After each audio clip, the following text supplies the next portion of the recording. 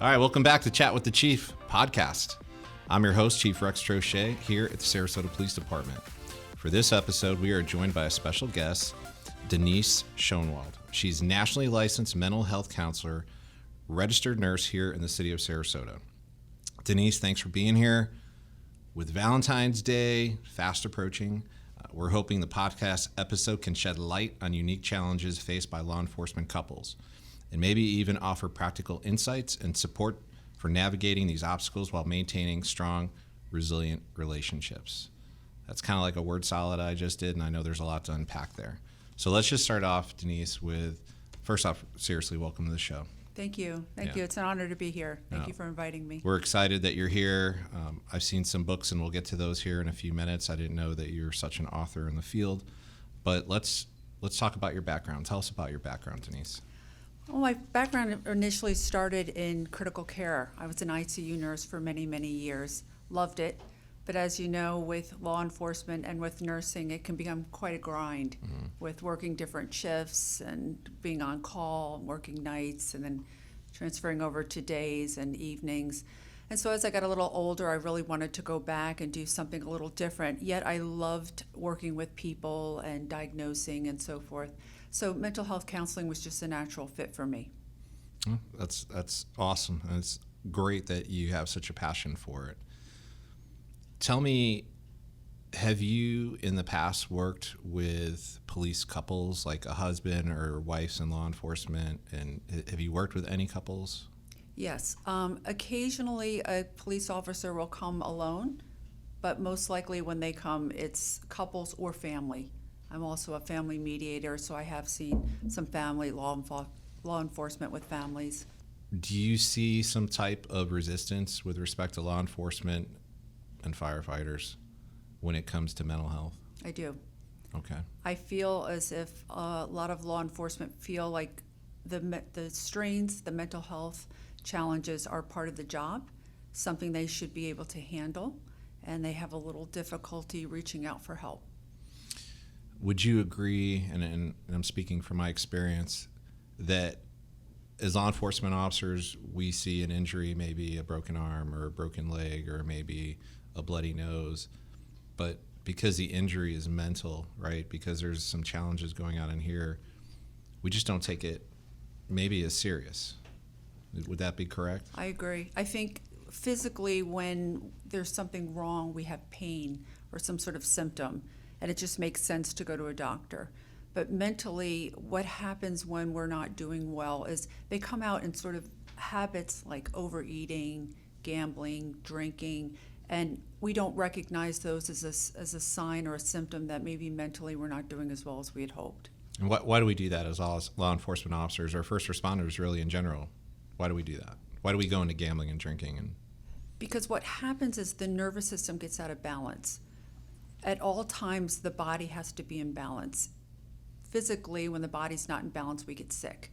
Mentally, when the body is not in balance, and what I mean by not in balance, it's balancing between our sympathetic nervous system, when we're busy, we're working, we're handling emails, we're driving the kids here and there, to parasympathetic, when we're relaxing, when we're reading, we're going to the beach, enjoying time with friends.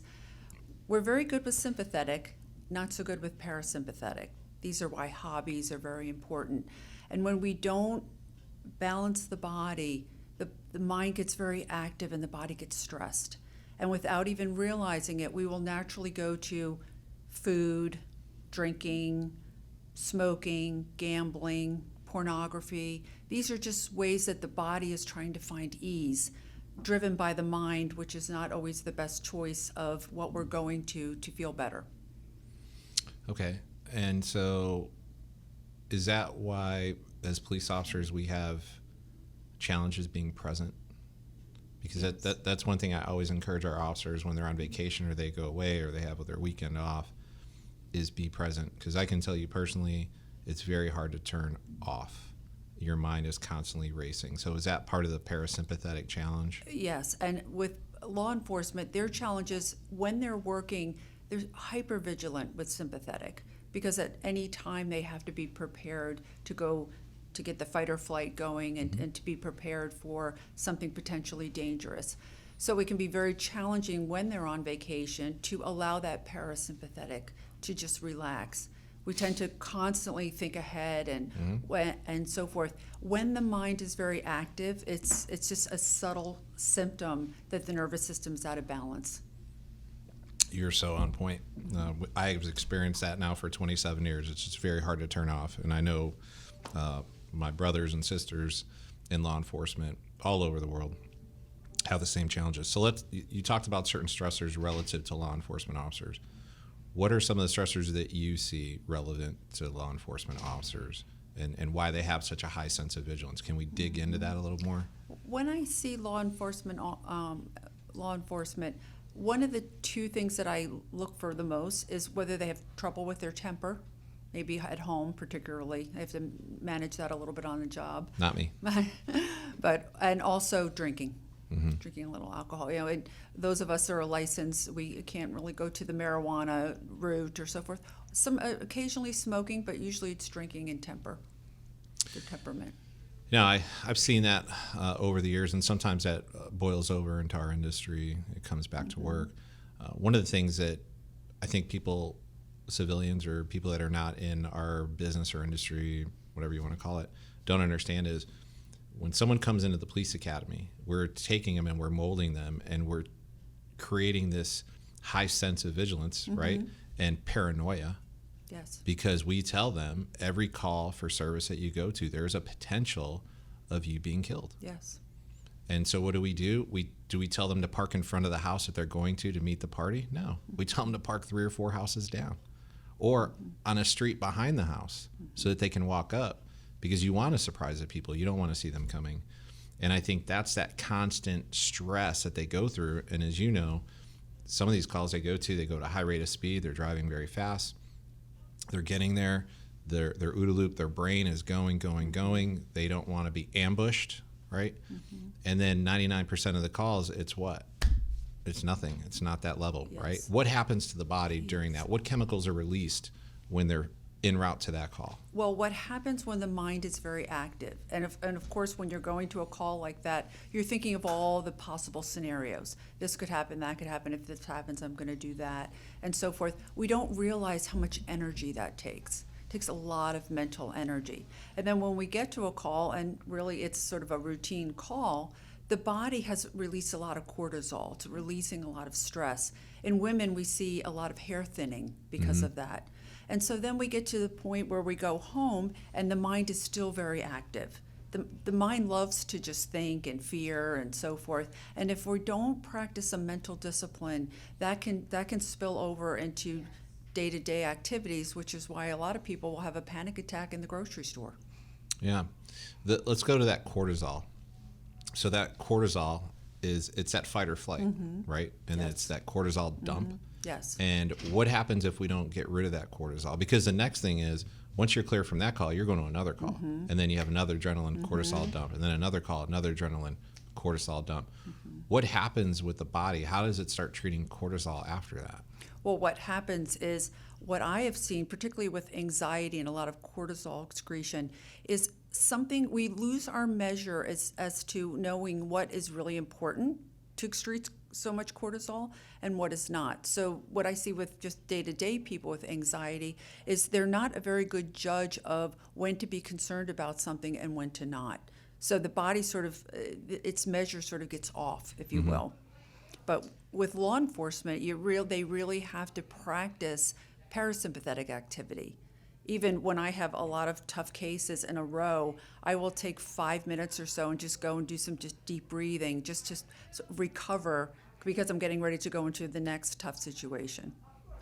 Is cortisol related to weight gain? Yes. So what happens when we release a lot of cortisol is the body thinks we're going into some sort of dangerous situation. It holds on to calories, and a lot of times there's a lot of weight gain from that. Do you have any suggestions for law enforcement with respect to going to that call for service, and should they have a break in between? What could they do to drop those cortisol levels? Well, a lot of it is just to take some time and just mentally get into parasympathetic. I used to be a critical care nurse, and after a really tough case or a really difficult procedure or maybe a code or something, I would just take some time and go into the locker room. And I'm talking about 5 minutes or 10 minutes. I realize you can't go somewhere for an hour and a half. And just sort of get my center, just sort of recalibrate, do some breathing, talk myself sort of off the ledge, and get myself to calm down. You see a lot of professional athletes that are very good at this. So that kind of sounds like meditating. Meditating. Is meditating a way to get recentered? Yes, it's a wonderful way. I start every morning with about 15, 20 minutes of meditating, just to find my center, remind myself of what my purpose is, remind myself of how I'd like to make it through the day, you know, being calm and balanced. No, that's important. And I'm just starting myself trying to get into some breathing exercises, about 4 minutes of breathing exercises in the morning, center myself, and come in, work out, and try to accomplish something. Is there a simple type of meditation you could tell us right now that would just take a few minutes that officers listening or first responders could try? Not while you're driving, okay? No. But somewhere safe where you can sit down. Is there something simple? One of the things that I do, and I highly recommend in the morning, so I wake up in the morning, go to the bathroom, I get back in bed, I sit straight up, and I take a few minutes just to sort of regulate my breathing. Because a lot of times when we get back in bed, the first thing we're thinking about is our day. So I give myself some time to just sort of calm down, and then I take a minute and I practice a little bit of gratitude, because I think that it's important to start the day by just being grateful. And then I remind myself of I have a mantra, a couple words that I say: calm, balance, ease. That's how I want to go into the day. I remind myself of that. I send out healing energy to people that I know that are sick and suffering, because I think it's important. I pray for our leaders. So it's sort of prayer, meditation. And then I sort of wrap up by asking for opportunity, some opportunity where I can do something for the greater good. As law enforcement, we do a lot of things for the greater good. And let's remind ourselves of why we went into the profession to begin with. Yeah, law enforcement, speaking of greater good, I mean, that's all they do. That's it. 24/7. It's not one of those jobs you can clock in and clock out. It's I always say it's a lifestyle, but I say it's a calling. Yes. And this is what we do. And we have an amazing group of officers here that just give, and then they forget about themselves. And it's unfortunate. So that's why I'm glad we're having this chit chat right now. Yes. And the give can be tough, because people that we help take. Right. And that can really drain us. And it's important that we take time to sort of take care of ourselves so we can do even a better job of giving. So we're talking about Valentine's Day again. And so I know some of the challenges for law enforcement are this. We work a varied schedule. We do not necessarily have off the holidays just like everyone else does. And we don't celebrate them like everyone else does. And that's a fact. I always tell people before we hire them, your holiday, your Christmas, your 4th of July might be 2 days before or 2 days after. You're lucky it's the day of. And I think over the course of years, we start to become numb with respect to the importance of that day. Is there a challenge for law enforcement if they have a spouse that's not law enforcement or a first responder? For me as a police officer, and understand what, let's just say, Valentine's Day means to my wife? Yes. The other thing I noticed, because I was obviously in nursing for many years, is it becomes one more thing that we have to do. And I know that's not a good way of thinking about it, but it just becomes added stress. Oh, now I have to do something for Valentine's Day, or now I have to go with the family and celebrate Thanksgiving. And we're already under a lot of stress. We're trying to just get through the holiday, not to mention having to do something else. But it's very important, because, again, this is when we connect with friends and family. So what we had to do is say, listen, I'm working Christmas Eve and Christmas. I will be available the following week if you want to celebrate with your family, or if you want to. I would push it out a little bit just so I had time to recover from such a hectic holiday, particularly like the major holidays can be very hectic. Yeah, because I think we see that it lessens the importance to our spouse. And then maybe they feel like they're not as important. Yeah, they feel like they don't matter. And that's not the message that we want to give, although you understand both sides. Law enforcement, they're already exhausted. And particularly like for Christmas and New Year's and all of that. And so they don't want anything else to do, or they might not want anything else to do, yet it's really important for the partner to have that relationship and that connection. Yeah, I think you hit the nail on the head with exhausted. I mean, this is a 24/7, 365 job. Most of us are here from 8 to 10 to 12 hours, right in that wheelhouse, in that sweet spot. And then even when you're off, you're not off, because we're attached to this cell phone that rings throughout the night, which potentially either you're answering questions, you're trying to mitigate issues over the phone, or you have to come in and work a traffic homicide, or you have to work a homicide or a shooting. And you're 100% when you say we're just physically and mentally exhausted. And that's why I think this topic is so important. I do too. Because we need to start realizing that there are some challenges in our business, and we really start make better habits than we have in the past. Yes. The other thing with major holidays is it brings up a lot of dysfunctional family dynamics. So maybe they're getting together for Christmas and it's becoming heated, and so we're almost even more hyper vigilant over the holidays. Even a storm can really bring out a lot of bad behavior. So I always know after a storm my phone's going to ring constantly, because for some reason that has brought up a lot of problems. COVID was another, brought up a lot of old stuff and a lot of relationship problems and so forth. So for law enforcement that have to deal with a little extra when they're already exhausted and it's a holiday, it's a lot of stress. Right. And they're going to those calls for services for those same issues. And then they're home and they're having those same challenges themselves. Yeah, law enforcement is a tough industry. Yes, which is why I hope they don't go through it alone. Right. So with Valentine's again around the corner, let's talk about, we talked about work life, some things that officers can do to reduce their stress. Let's talk about going home. How does this run over into relationships at home? Tell us a little bit about that. Well, when we were talking before about gambling and smoking and drinking, another symptom of us not being in a good place mentally and physically and spiritually is our relationships. Relationships will be one of the first things to start suffering.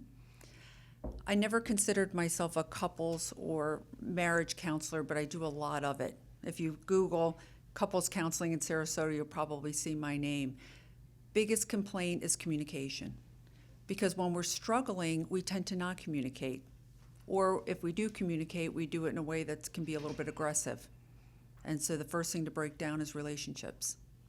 Yeah, communication, bring up a great point. I remember early in my career, I would come home, tell my wife what's going on, and then I saw that I couldn't do that anymore, because now she was taking on the stress from the calls of service that I was responding to, or when I was a detective in crimes against children, I would share some things with her, and it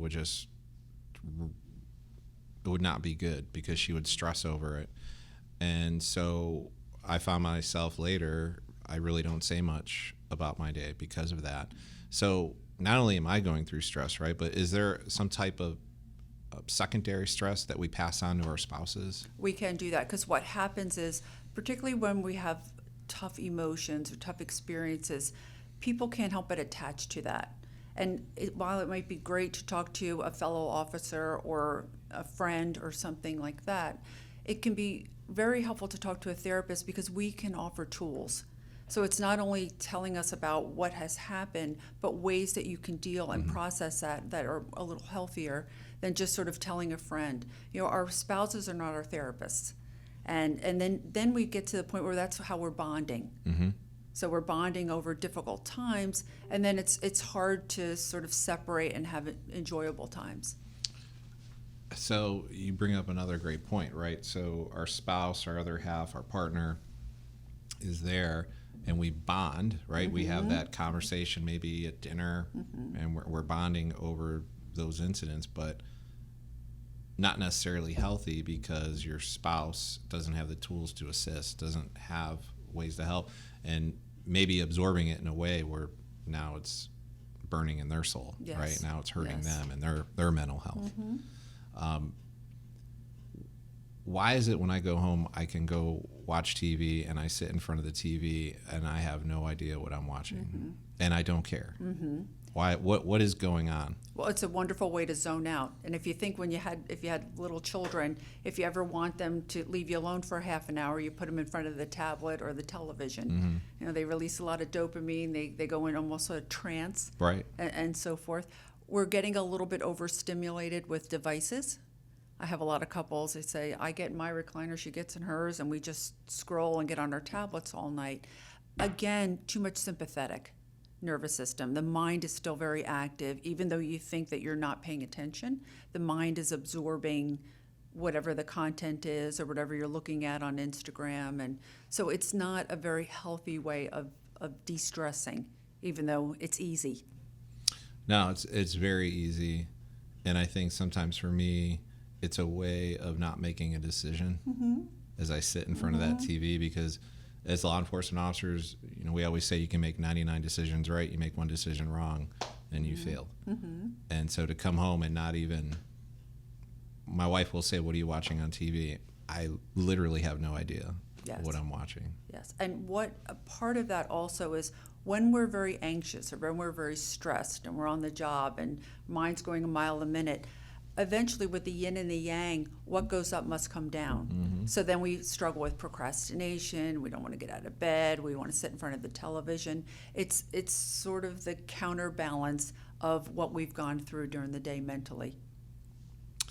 No, you're 100% right. And I think that's a big challenge for us, especially in my generation of law enforcement, was because we were told when we went home, if you had an issue, have a drink. And that was encouraged. Yeah, helps the anxiety, just not the best way. On our work-issued phones, we have an app called Powerline, and officers can go on that 24/7, reach out to someone, talk to someone. Even if their shift's over and they want to talk to somebody on the way home, they can do that. So we are trying to find different ways to assist through technology and really through anonymity, because I think in law enforcement that is always our biggest concern is, wow, if I tell them that I have some mental health challenges, are they going to think I'm weak and then not do this job anymore? And I think that's our biggest fear and always has been. Yes, and if that's a fear, you know, I also see clients on the weekends, evenings. I work nationally, so I see different people in different states. I will make time for people who are in crisis. So Denise, people can reach you at www.deniseschoenwald.com, right? Yes. And is there a phone number you want to give out? 410-913-8963. My phone number, that's my cell number. It's on my website. You can contact me through the website. For listening to the podcast, if people would like to connect with me, I'd be happy to send them a book. Oh, wow. Bonus. So, That's awesome. And you're local, right? yes, local here in Sarasota. So that's another challenge that we have found in the city of Sarasota, is just having those professionals in your industry that do cater to law enforcement in Sarasota or our region. That's been one of the biggest challenges. So it's great to know that you're here, and I'm grateful that we're able to get you on the show. Yes, thank you. Thank you. Appreciate it. Denise, thanks for coming on to talk with us on this really important topic. This career in law enforcement obviously is not a job, as I've already said. This is a calling. This is a passion for a lot of us. Again, our people give, and they forget to ask when they need help as well. I hope those listening, I hope everyone has a better understanding and understand the dedication of our officers. Or if you are an officer listening, I hope you're walking away with some new tools that you're able to provide us here with the posters and the breathing activities and your books as well, and your website to include contacting you if you need help. That'll do it for this episode. Thanks everyone for listening and watching. Make sure you subscribe to our podcast wherever you like to listen to Chat with the Chief. And if you got some suggestions and some things that you want us to bring up or some questions, we'd be more than happy to hear about them. Comment below. And as always, live, love, work, play in our city, because we love it just as much as you do.